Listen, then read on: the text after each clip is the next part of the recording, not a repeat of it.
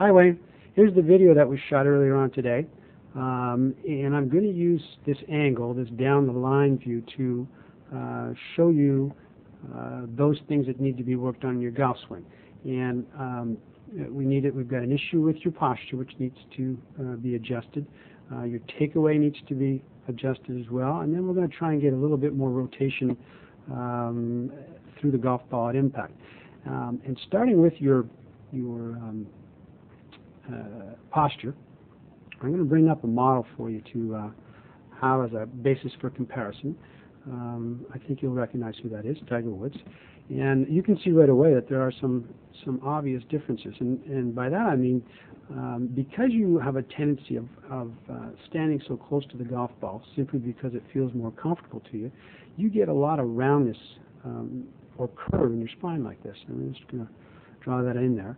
And then if you have a look over here at Tiger, you can see how much straighter his back is. Right? His spine is nice and straight. And the reason that is, or the reason you want a straight or reasonably straight back, is because it's easier for your shoulders and your hips to rotate around something that's straight as opposed to something that's got curve in it.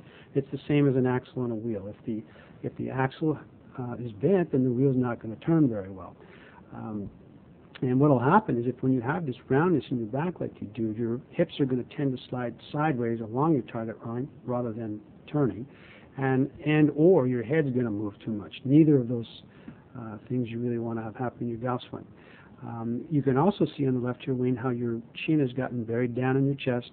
And you can see the difference here. Tiger's chin's up. He's got more of a reachy kind of look to his starting position. His arms are further out away from him. And it just looks like he's more able to swing and stay in balance and apply some leverage into the ball, where it looks like you're gonna have some problems, which in fact you do. The other issue that I want to point out for you when you start is the fact that your shoulders are really close to your target line. Have a look at the white arrow on the ground here, and you can see that your toes and your knees and your hips are beautifully aligned, but your shoulders are pointing way off over here to the right. Now, if I draw some arrows, and you can see how close you are. And have a look at Tiger. You can see his feet and his knees and his hips and his shoulders are all square to that target, which if I would presume is somewhere down where you can see that TV tower. But in any event, he's much squarer looking than you are. And if I go ahead and clear those arrows, you can see how much your shoulders are close to that target line. I'm going to go ahead here and bring up another model for you to compare to. And this is Ernie. And even though he's a little bit taller than you are, again, have a look at his posture. Look how straight his back is. Look how much taller he looks. Look how much more reach there is to the ball. And I'm going to direct your attention to this right here. Notice that he has an umbrella on the ground. And all he's doing there with that umbrella is he's using that as an alignment aid. He wants to make sure that he gets that set square to where he wants the ball to go, so that he can then get his, and you'll notice his toes and his knees and his hips and his shoulders are all perfectly aligned with that umbrella on the ground.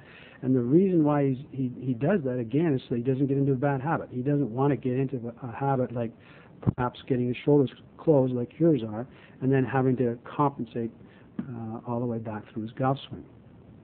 Okay, so those are the things that you want to have a look at in your posture.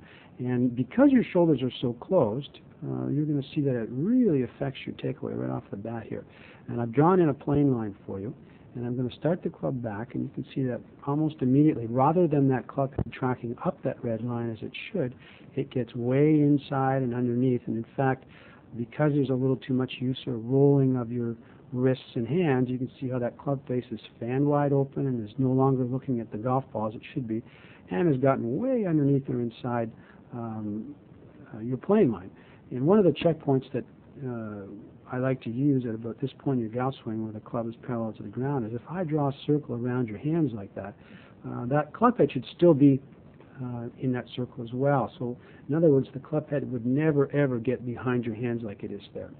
And let me just go ahead here and draw a plane line in for Ernie, and we'll see how he differs. Okay, here we go. Watch his club head wing. See how it tracks right up that red line, right up the red line, and never leaves the line, never leaves the line. Okay, and then by the time he's in the same position as you are, there's a big difference. Huh? See how that club has stayed out in front of him. The club head and the hands can be put in that same circle, and that's an indication that he's on his plane, and that his club face is square, etc. And he doesn't have to make any compensations now, whereas you're going to have to compensate both all the way on up, and it causes you to get into a kind of a twisted or off-balance position at the top here. So it's all because of your takeaway.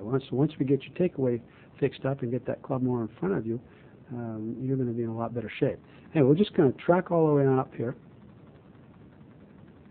And there we are at the top. And I'm not so concerned about the position at the top of your swing right now, simply because it's a result of your takeaway. But you can see that there's quite a difference here.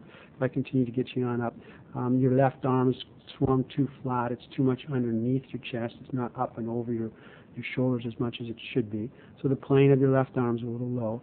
And then you tend to get twisted into your left hip socket, and as a result don't get back behind the ball. But that's simply because you get your arms too far inside on the backswing, and it twists you all up. Now, the issue that I really want to have you look at is on the way down, I want you to notice how much more Ernie's hips clear or turn or rotate. They are in about the same position. Have a look at that. See, your shoulders are still pointing way off to the right, or they're close to the target line. You can see in the right here with Ernie that they're starting to open slightly. Look how much difference there is in his hips. Look how much more he's cleared right here. And your hips, in fact, are still pointing off to the right, aren't they? Okay, so Ernie has really used rotation to get the club back down to where it is at this point.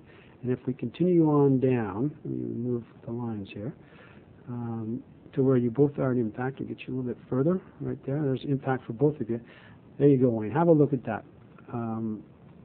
Look at how we can see Ernie's full rear end, and on you, all we can see is your right hip. So he's really got a lot more clearing or rotation happening as he's turning into the golf ball, and that allows him to get his right side down and into the ball and really have a leveraged release rather than the position you're in where you're square to the golf ball, and you're going to end up having to flip that club head to hit the ball and hit it with more of a scooping or flipping type action, and there will not be much leverage at impact at all, and that's why you've lost a lot of your distance. So we're going to get you to get into a little bit better posture and then use a lot more rotation to strike your golf ball.